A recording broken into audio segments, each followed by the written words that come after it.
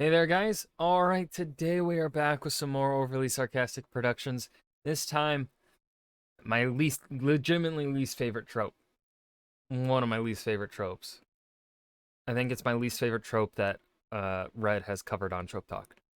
Love triangles. Now, I said, okay, you know what? Before we dive in and go into my first tangent of the video, please go check out the links in the description box below. I would love it if you checked out the Kickstarter. Go and read my the prologue and the first 5 chapters for free. You can download them or just view them through Google Docs. You can print them off, blah, blah, blah. You should be able to do that. They're free. Go read them. And tell me you like them, please. I'm begging you. Okay, that's out of the way. Love triangles. This trope fucking sucks. Don't do it. I was half joking with the time travel one. The time travel one works for like one-offs, or if like your series is entirely devoted to the concept of time travel, right? As long as you are in as time travel is as long as time travel is inherent into your story, it works, right? It's not going to work for, say, the stories that I write, or it wouldn't work for fucking Lord of the Rings, or fucking, it kind of feels out of place in the MCU because that was the first time they did time travel in Endgame, and I feel like it didn't work. It brought up too many issues, unintentional issues. Love triangles, though, this trope fucking sucks. I have yet to see a good example of a love triangle. It's only ever infuriating. You know exactly who the fucking author is going to put together. And if they don't get those two characters together and instead get the other two, then the author's just going to piss off the fan base, right? Like, there's nothing exciting about love triangles. They don't add tension, they just add frustration. Okay?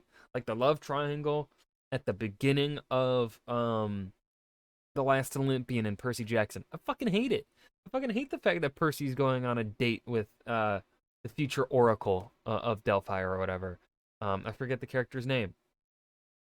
Because, like, it was made pretty clear from The Lightning Thief that Annabeth and Percy are going to get together, but then it's doubled down in the Titan's Curse, right? The Titan's Curse has they dance, I think, at the end of Titan's Curse. Just Annabeth and Percy throughout the Titan's Curse is indicative that they are going to be together. So I fucking hate I love the Percy Jackson book series. I love it. I love the original series. I read the sequel series, Blood of Olympus. I didn't really care too much for it, but I still thought it was pretty good. Literally the best part being Percy's POV chapters. I also liked Hazel. I really liked Hazel a lot. Anyways, fucking the shit in with the at the beginning, I hated that. It's like, no, Percy clearly like, why was Percy on a date with her? Percy only likes like, I understand Percy is oblivious, but like, I don't think he would have gone on a date with that person despite his obliviousness. Anyways, let's fucking dive in. Let's see if Red tries to redeem this trope. This video was sponsored by World Anvil. Do you think this means they like me? Romance is easy. Everybody knows that. There's nothing simpler and more painless than forging a lifelong mutualistic bond with another human being and exposing the white-hot core of your fundamental personhood to the unconditional judgment of someone who will on some level always be a stranger to you. Romance is a well-documented straight line from prolonged eye contact to happily ever after. And because romance is a universally easy and painless process, it's only natural that writers will look for anything that could possibly complicate the process to make it even slightly dramatic for an audience's entertainment. So it makes perfect sense that there's no romance I'm sensing a lot of sarcasm here. trope more popular than the love triangle. Now, a love triangle describes a plot wherein 3 people are in a romantic arrangement that is in some way with an unclear. Here's the thing with the love triangle, though. It is never unclear. It is never unclear. I have yet to see the love triangle be unclear. God. Like, okay, if we go to A Song of Ice and Fire and we look to Brienne, Jaime, and Cersei, you could argue Jamie is dealing with a love triangle there. He's sort of still, like, you don't know, is he gonna go back to his sister, is he not, or is he truly done with her? He has feelings for Brienne, and then both of them have feelings for Jamie. Of course, Cersei's feelings for Jamie are only because Jamie is the male version of her, not through any reason, because that's the only reason. She doesn't care about Jamie any deeper than that. Jamie, perhaps cares for Cersei because she's the female version of him, and that's him being super self-conscious and super conceited. And then, but his love for Brienne is deeper. But that really depends on where things are gonna go in Winds of Winter, if we ever get it. That's the only one where I guess you could say is an unstable romantic arrangement. But like with everything in A Song of Ice and Fire, everyone is unstable. And then there was in Brandon Sanderson tried to do this in the second Mistborn book. And I didn't like it the entire time. Because again, it was like Vin is not going to leave Alind. Vin and Elle are going to be together. Like, I do not believe this, what's going on here. I don't believe Vin is legitimately considering being with this person. I didn't believe it for a moment. Love triangles don't work. Stable. The most common love triangle structure involves a single node character faced with two possible romantic interests they have to choose between, who are often actively competing for their attention. Love triangles exist to cause narrative tension, and do this by posing a problem with no clear solution. The ideal solution to the love triangle problem would theoretically make every participant happy, but most love triangles are structured in such a way that the happiness of one member of the triangle is mutually exclusive with the happiness of at least one other member. The audience is expected to be invested in at least 2/3 of the triangle reaching a happy ending, zing, and the structure of the love triangle provides the author with a lot of ways. Yeah, but here's the thing. If the audience is expected with that 2/3, that inherently means that the love triangle is an unclear resolution. Because if it's, right, like, a love triangle doesn't, like, when, if the pairing that happens is the unhappy pairing the audience does not agree with, that doesn't mean the audience is going to be unhappy because of any catharsis or like, oh, it makes sense, you know, kind of like, the red wedding is tragic. It is sad, but you're not pissed at it. You're not pissed at the writer for the red wedding. You're pissed at the characters for the red wedding because it is, you know, it makes in-universe sense, everything that's happening. The love triangle, the wrong pairing, I'm just going to say it as the wrong pairing, doesn't work, is not satisfying because they don't make sense. Like, I've never seen it make sense. To build tension and make that go wrong. Now, despite the simple name and shape, there are actually a lot of different relationships described by the term love triangle. The archetypical... Is this going to be like, I think is this going to be like the first time I disagree with Red? Because it sounds like she's siding with the triangle. With the love triangle. Structure is the balanced triangle. A love triangle wherein character A has two competing love interests, characters B and C. A likes both B and C and can't decide which one they like more. B and C might both be desirable love interests for different reasons. For instance, B might be sweet and reliable, while C might be exciting and dangerous. This category also includes what I call the inverse balanced triangle, where the structure is the same, but the focus is entirely on B and C competing for A's affection, to the point where it might not even be clear what A thinks about any of this, or if A even actually likes them. This balanced structure is what a lot of love triangles pretend to be, but is actually quite rare. This might be because a balanced triangle is designed to be incapable of having a unilaterally happy ending. If B and C are both viable love interests for A, the audience will probably like both of them. And if A can only end up with one of them, the audience that wanted the other one to quote-unquote win will be very bummed, as will the character themselves. This is why a lot of modern love triangle stories will resolve the balanced triangle problem with, you know, polyamory. The simple solution where everyone winds up happy. This Is that book good? The author, Jiren J. Xiao, hopefully I pronounced that right. They've shown up on my For You page on TikTok quite a bit. And I've heard decent things about it, but I think it's a YA story. And I'm not like really the only YA that I still kind of like the only YA I'm interested really in reading these days is rereading the Ranger's Apprentice series. I've got it in the back there. I just haven't gotten to it yet. And Rick Riordan's books. Just because those two stories, the Percy Jackson universe and the Ranger's Apprentice universe, are both worlds that are from my childhood, so they're a comfort read. They're comfort worlds to me, and I already trust the author. I don't know YA, and sometimes also uh, authors will be listed as YA when they really probably shouldn't be. This happens a lot to women, um, female authors, um, or even stories with female protagonists. I'd say my dogs are barking. Sorry. Um, okay, they're done barking. I think it happens largely to female authors or stories with female protagonists, because I heard a lot of people say like Mistborn, that had been written by a woman, would have been YA, and I'm like, huh, yeah, probably, maybe. Although there are some darker. Anyways, that's a tangent. Is Iron Widow good? Is this book good? I'm also not, polyamory ain't for me. And it's also probably not something I'm going to enjoy as a story element, but that's just me with how what I enjoy in relationship dynamics. It of course depends on how well Jiren Zhao wrote it. If the author wrote it real well, then it could work for me.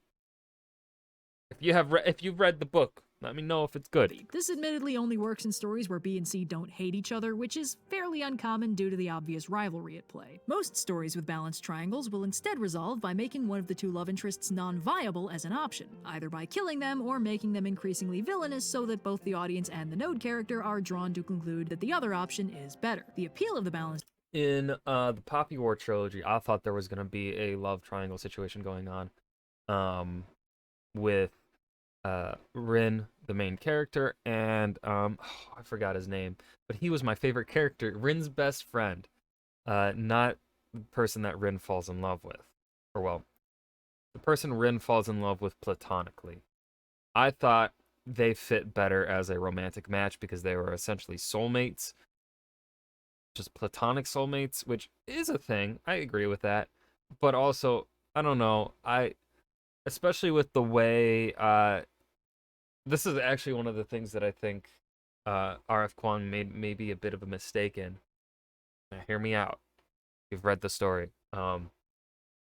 With the previous example of Rin and her best friend, who I'm forgetting the name of, they get put in a situation that is similar to essentially the previous generation. And the previous generation is like, yo, have you two fucked with now that you have this connection between each other? The spiritual connection like our group does? Let me tell you, it's a blast. I don't know. And that to me just felt like beating over the head with the fact that like they're in this, like they're essentially supposed to be, it kind of felt like they were, I don't know. That to me, I read that as like they should be romantically involved with one another, but I also understand like perhaps RF Kong was doing it to like reverse that trope of like soulmates, where it's like, no, they are soulmates, they're in the situation, but they are just friends. I get that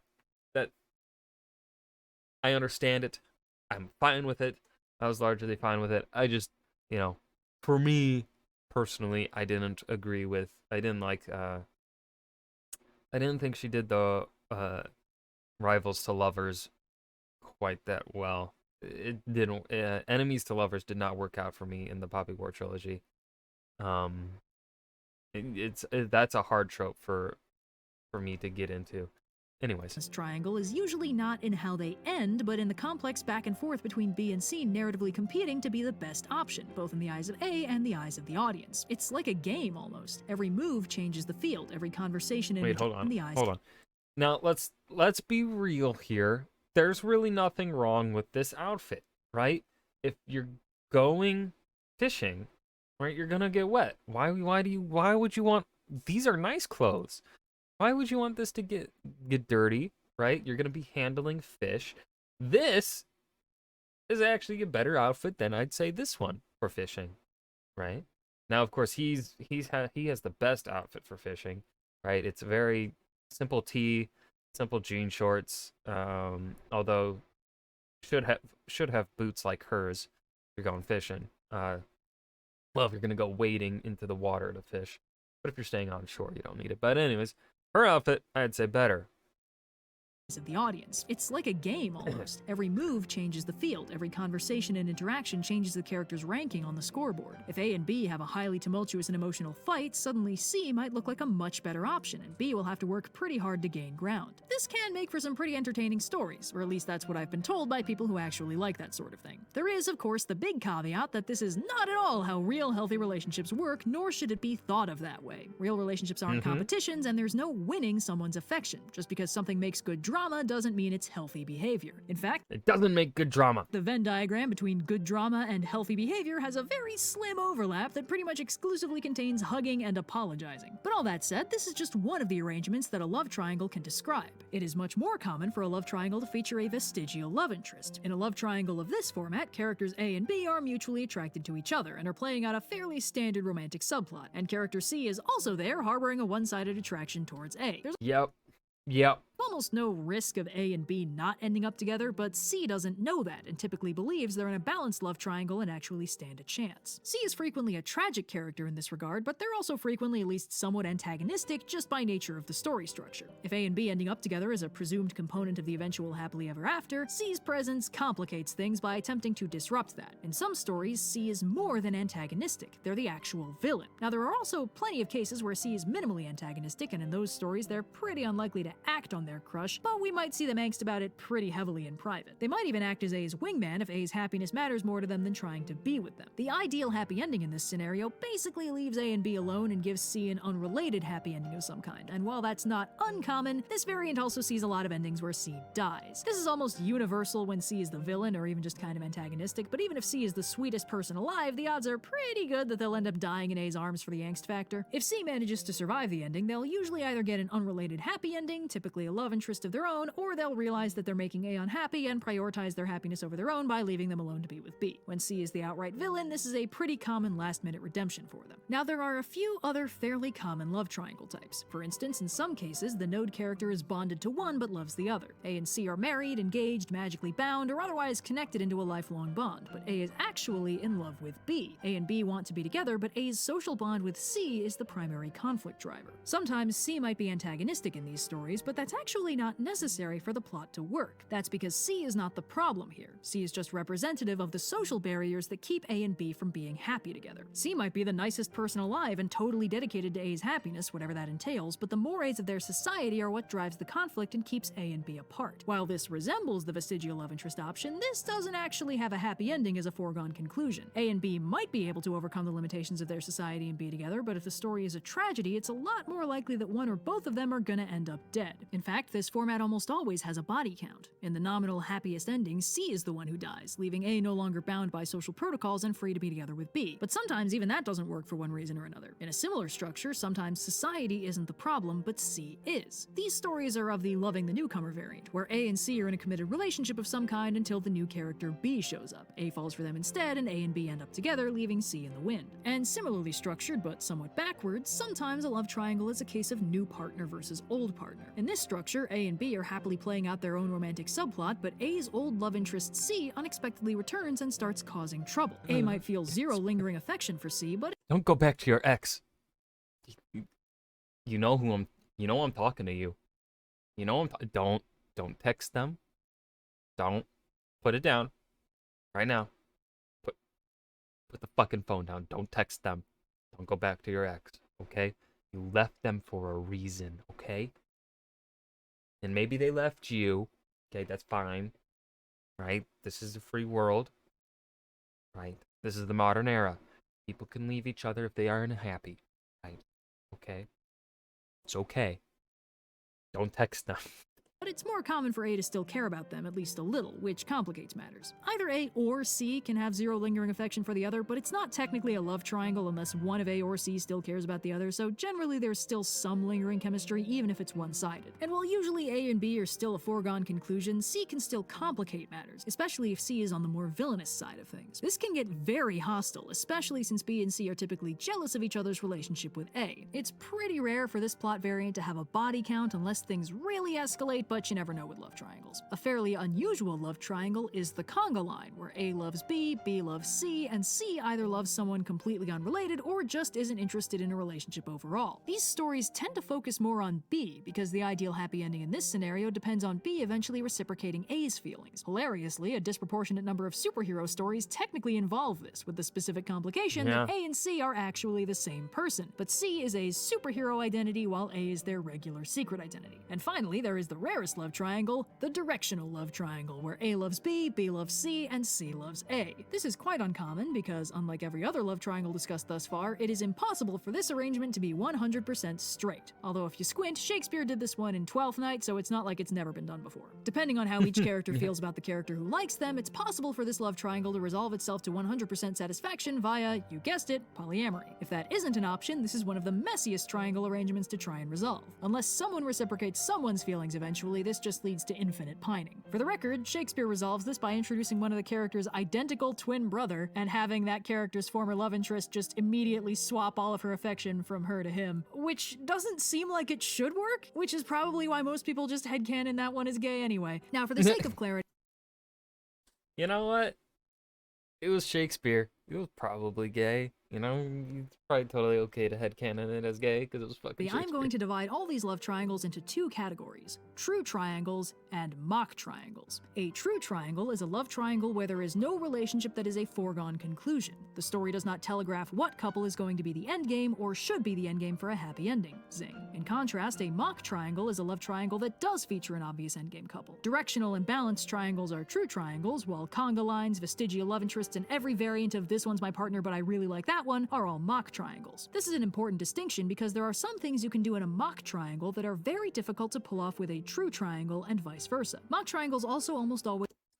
And again, I'm gonna say it, even in true triangles, I don't know if it's just because, right, as a writer, I kind of see where authors are going now, and that's why I cannot appreciate triangles. But I feel like even when I was younger, they never worked for me because it's kind of always obvious who the author is going to put together. It just, like, pretend to be true triangles, and even if the audience can tell who's the endgame couple, the characters typically believe they're in a true triangle. The love triangle trope most people think of when they hear love triangle is a mock triangle, a skewed imitation of a true triangle, where a normal romantic subplot is made needlessly overcomplicated by the introduction of a romantic rival who doesn't actually stand a chance of being with the node character, but at least some of the characters will still act like they do. This can be annoying to an audience, especially if it makes the characters make decisions that the audience knows are wrong or unhelpful, but it can also enable some unique drama that might not be as doable in a true triangle. In a true triangle, the ending is not a foregone conclusion. There's actual tension and drama in the question of who will end up with whom. In a mock triangle, there's no tension or drama in that specific question, but you can get drama from other places. For instance, from the dramatic irony that the audience knows that one of the love interests is doomed to fail, but the character doesn't know that at all, and will act as though they're in a true triangle even if everyone else knows better. Essentially, true triangles feature an actual will they won't they question, whereas in mock triangles, they will and we all know it. But there are a lot of tropes like that, and it doesn't always diminish the impact to know how the story will end. For instance, if the heroes have to save the world from destruction, the question is not, will they succeed? Because of course they will. The question is, how will they do it, and what will they lose in the process? Foregone conclusion love triangles are the same deal. We know they'll end up together, but how will it happen, and what will they lose? In mock triangles, it's actually pretty common for the writer to make the doomed vertex very likable. A and B are a foregone conclusion, and C is never going to be with A, but that doesn't stop the audience from liking C and hoping they get a happy ending of some kind. Zing. And that also gives the writer leverage on the audience, because if we're invested in C's happiness while also knowing they're basically doomed, assumed the writer can wring a lot of angst and drama out of that. In the more cheerful and lightweight stories, C might end up with a consolation love interest of their own, although this rarely plays well with the audience, mostly because their love interest stands a good chance of being extremely underdeveloped compared to A. In others, C might just get over it eventually and end up as A's friend with no lingering drama. But in more knife-twisty stories, C stands a good chance of dying and frequently suffering the whole way down. That's a specific flavor of drama you can't get with a true triangle, because if the audience has no idea how the story is going to end, there's no traumatic irony and no inevitable doom for either end of the love triangle. Even if one of them is doomed, the audience doesn't know that. Mock triangles also allow for the characters in the foregone conclusion relationship to have rather ridiculous fights with each other without the audience worrying that the actual romance is in jeopardy, whereas in a true triangle, if A and B have a huge blow-up fight, that'll look like it's tipping the scales in C's favor. With the stability of a foregone conclusion, the story can play a little more fast and loose with the individual dynamics. Speaking of, there are a lot of corollary subplots that are frequently found in love. Can't believe I'm disagreeing with Red here. Seems like Red actually enjoys this trope. I don't. Triangle stories, so let's run down a few. For instance, A might want to test B's love for them by trying to make them jealous, and might do so by lavishing disproportionate amounts of affection on C. In true triangles, this is a serious shift in the dynamic, but in mock triangles, this is basically just A using C, which is a pretty dick move that usually has negative consequences for all parties involved. Similarly, A might be romantically uninterested in C, but still feel the need to offer them a romantic gesture of some sort, often to persuade them to do something. This is also pretty icky and manipulative, but sometimes A is really just trying to make them happy and doesn't quite consider the emotional consequences. But it's not all weirdly manipulative stuff. For instance, sometimes in a moment of crisis, A will express immediate reflexive concern for B's well-being, and C will witness this and be bummed that they weren't first in A's thoughts. Or B and C might decide to compete with some arbitrary gesture to earn A's favor, triggering shenanigans. In less competitive plots, C might act as A's wingman to get them together with B while dying on the inside. In more actiony settings, A might find themselves in danger, and B and C will need to put aside their differences to work together and rescue them, which can honestly be really fun, since it gives B and C an opportunity to develop a dynamic beyond their love triangle rivalry. They might. Okay, I will say, I can't think of any. I know I've seen this trope before, but I can't think of where. But this is. I will concede, this is the one I do like. If there is one that I do like, it would be this sort of one where they work together. I like it when people. I just like it when people get over their differences and become friends.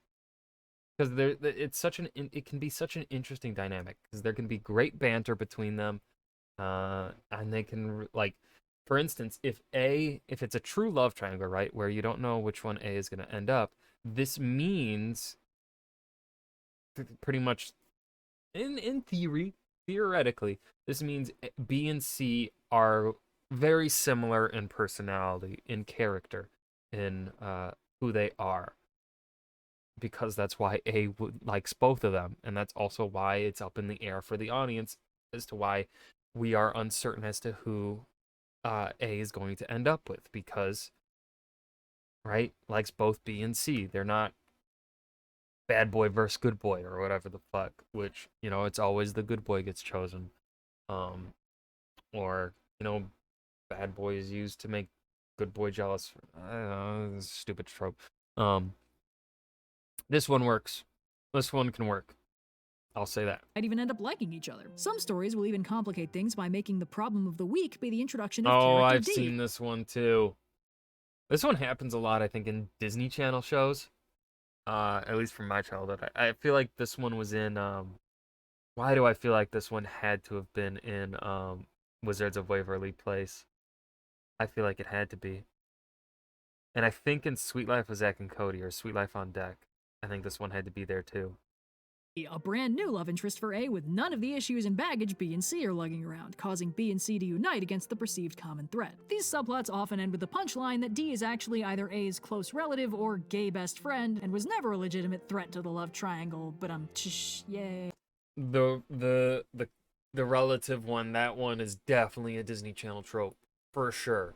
I've seen that one. I can't think of where, but I know I've seen it. This structure can also show up in what I call a bottle triangle, where A and B are playing out a solid romantic subplot with no triangle involved, but for a single episode, a new character is introduced as a secondary love interest for A, and the story speed runs a mock triangle plot before they exit at the end of the episode and the status quo is restored. They're frequently revealed to be a villain just to make sure nobody actually worries about the romantic subplot, and while this isn't exactly a common subplot, sometimes A dies, and B and C end up setting aside their differences to mourn the— I don't think I've seen this one.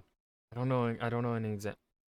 Someone has an example of a popular example of this one. Tell me, because I can't think of one. The loss of the person they both cared about, which can be very tragic and interesting to explore. Now, while this trope has a lot of strengths, love triangles aren't exactly known for being well liked. There are a handful of very recurrent problems with this trope that make it extremely easy to mess up a story with it. The absolute biggest problem is the double whammy of entitlement and lack of agency. B and C are frequently driven by a desire for A's affection that has very little to do with what A actually wants. This is in large part because in a mock triangle, A wants to be with B, and if C respected that, there would be no conflict. In many love triangles, A's opinions barely matter beyond which one they choose, and in some stories it literally might never be addressed. A will just get together by default with whichever of B or C quote-unquote wins their conflict, serving as a walking prize rather than a character. This is the most well-known problem with this trope and is frequently deconstructed nowadays. Dissections of the trope will frequently center on A being a person with their own desires rather than an object or a prize to be won. Some stories will also resolve this by giving the characters thematic significance beyond their character, so the choice between them means more than just which one to smooch, like in The Hunger Games, where Katniss's two love interests basically embody her dueling desires for a peaceful home life versus a violent revolution. This problem can also be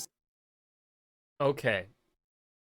Actually, The Hunger Games did it well. I'll say that The Hunger Games actually did it where I wasn't certain when I first read it who Katniss would end up with. Now, because I was a child, and of course I am a revolutionary.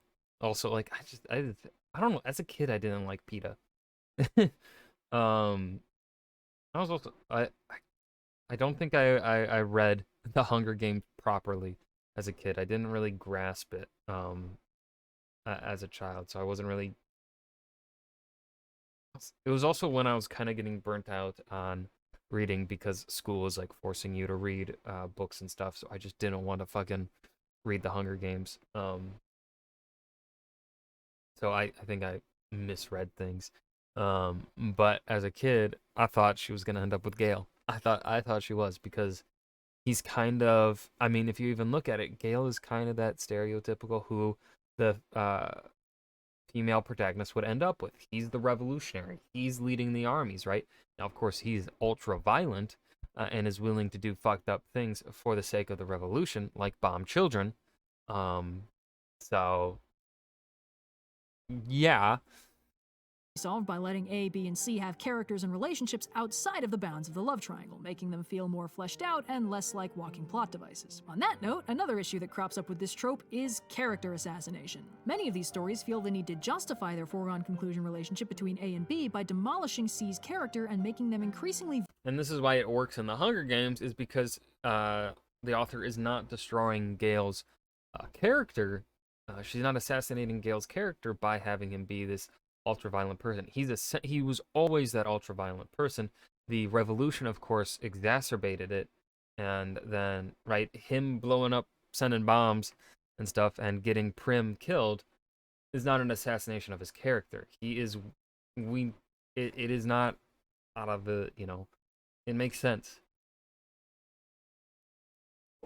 It's understandable that he would be willing to go that far for the revolution. Villainous and unappealing, so the choice becomes obvious. This is a hand of the author situation, since C's slide into villainy might have exactly nothing to do with their previously established personality and will consequently come across as an unreasonable swerve for their character to take. In some cases, it might seem really obvious to the audience that the author is trying to artificially tip the scales. It is totally possible for a character to undergo plausible character development that makes them seem like a significantly less appealing romantic partner, but if it comes out of nowhere too quickly, it'll feel contrived and undercut the audience's investment in C overall. And since we've established that a big strength of the mock triangle relies on the audience caring about C, this can undercut a seriously foundational strength of the trope. And the last problem with this trope is a question you really don't want your audience to ask. How is any of this worth it? If the plot spirals too far out of control, if the characters just keep hurting each other, if the relationships seem absolutely needlessly over-the-top dramatic and miserable, your audience may very well start to wonder why the characters don't just drop it and try doing literally anything else. Now, this is a tricky problem because ultimately it's about the audience's suspension of disbelief. The plot is a love triangle, so a love triangle has to happen, no matter how dramatic or fraught it gets. The characters aren't going to bail because that's not what the story is about. But that's the Doyleist explanation. The characters need a Watsonian reason to stick with it, otherwise it feels contrived. This is also complicated by the fact that different audiences. He was a boy,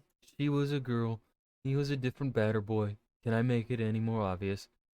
Yes, you can. No, yeah, maybe. Audiences find different narratives believable or compelling, and some people, myself included, don't automatically find the super fraught love triangle plotlines compelling or relatable because the concept of anyone putting themselves through that much crap for a love interest is conditional on the love interest seeming at all worth it. And a lot of these stories seem to assume the audience will find the love interest worth it without actually establishing their relationship in any grounded way. If all I hear about them is how pretty they are, I'm not going to conclude that the protagonist really thinks they're worth going through hell for. There's lots of pretty people. I want to know what makes this one special to them. This problem can be solved in two ways. One, establishing the characters with actual dynamics so the audience clearly understands what they see in each other beyond the surface. And two, by making the conflict more interesting than it is painful to watch. Some character conflicts can be based on really fascinating clashes of motive and personality, and if the drama is intriguing to watch, that can keep an audience strongly invested even if it might feel unrealistic that the characters wouldn't have just bailed by now. And that's honestly a pretty important takeaway, especially for romance plots, which frequently catch a lot of well-deserved flack for portraying extremely unhealthy relationship dynamics in glamorous lights. But it's not a bad thing to put bad things in fiction, and not every story with bad things in it needs a "don't try this at home" disclaimer on the title card. Stories don't need to be realistic or healthy or emotionally well-adjusted or good examples of real-world behavior.